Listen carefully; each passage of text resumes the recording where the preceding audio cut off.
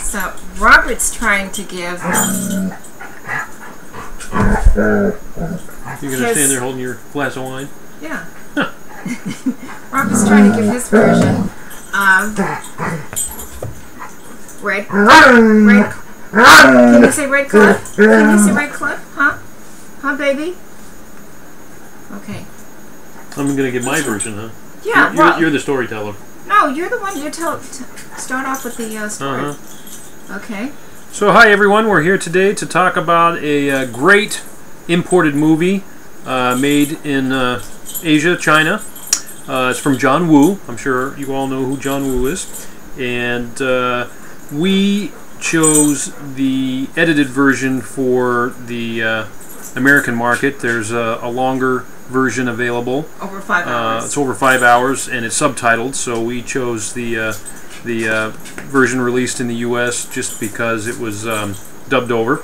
And they did a great job with it, with the dubbing, and really well-paced movie. It's called Red Cliff, and you may have seen some previews for it.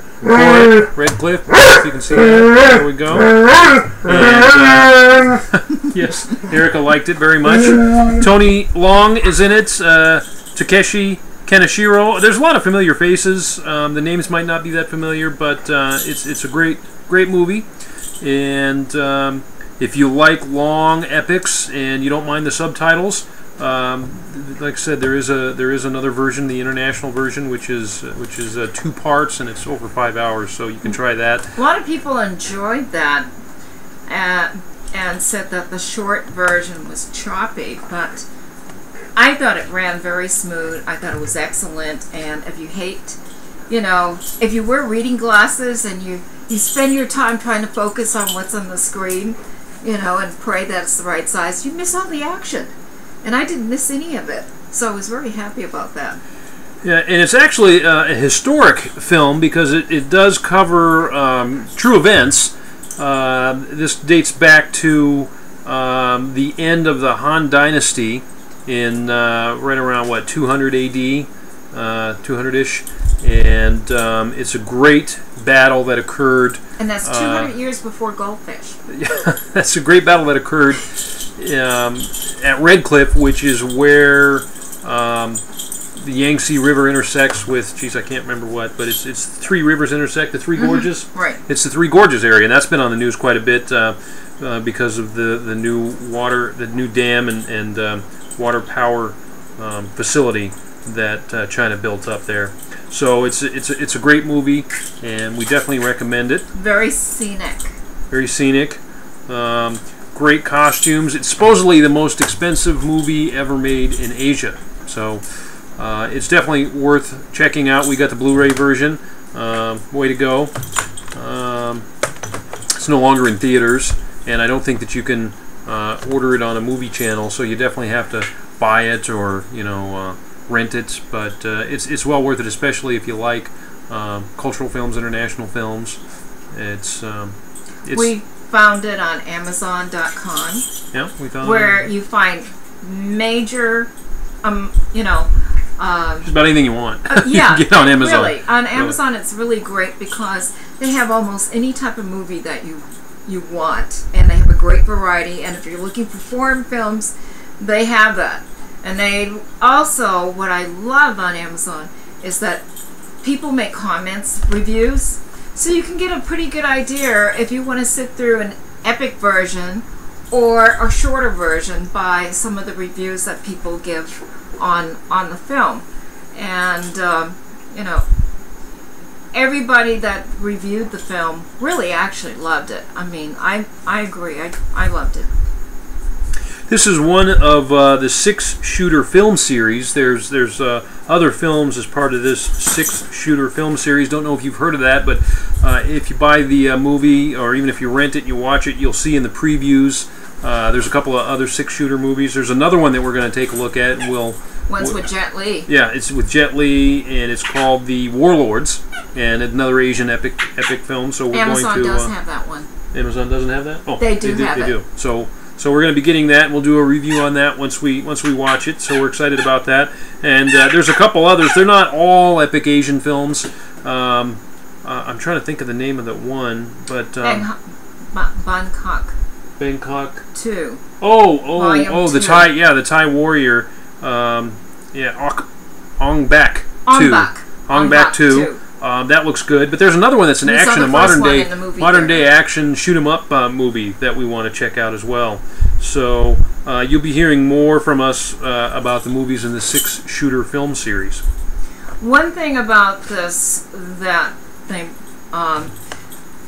they talked about this part of history on the History Channel, and also mentioned that it was brought out in the film.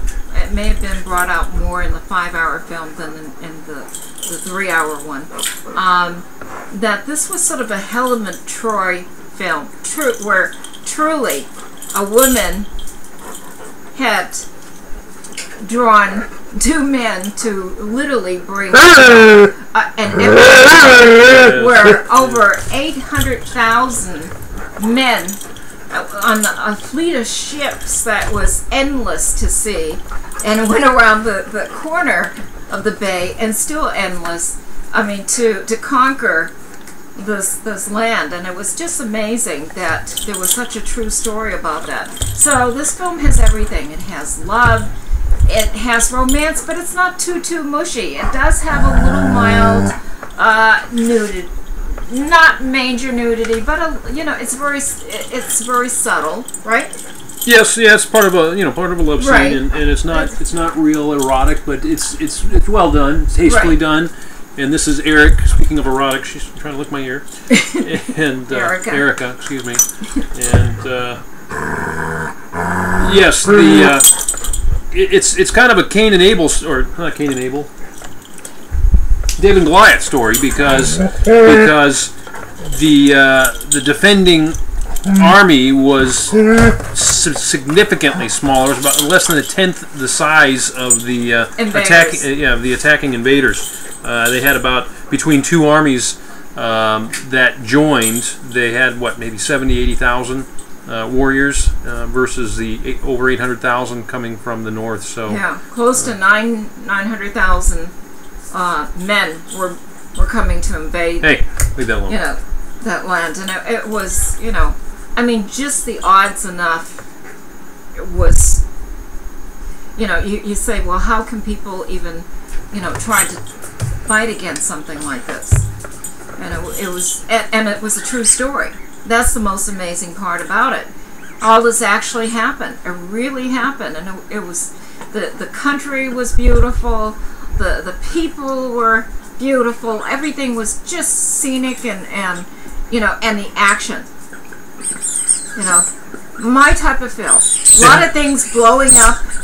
It had gladiator type action rather than Crouching Tiger type action and special effects. It was more realistic in that respect. Bombs, throwing bombs. I like that. So that is our film review for the day, and Tiffany's 5 stars. Wants to come in and say that do you give it, she gives her thumbs up to it. Tiffany, you want to look at the camera, sweetie pie? Oh, there she goes. This is Tiffany. Yep. And Robert and Irina coming at you from the Animal House, and we'll have more. I will give it 5 stars as well. 5 stars. And if you're thinking of action, think of John Woo. Yeah, that's right. Thanks for watching, and until next time.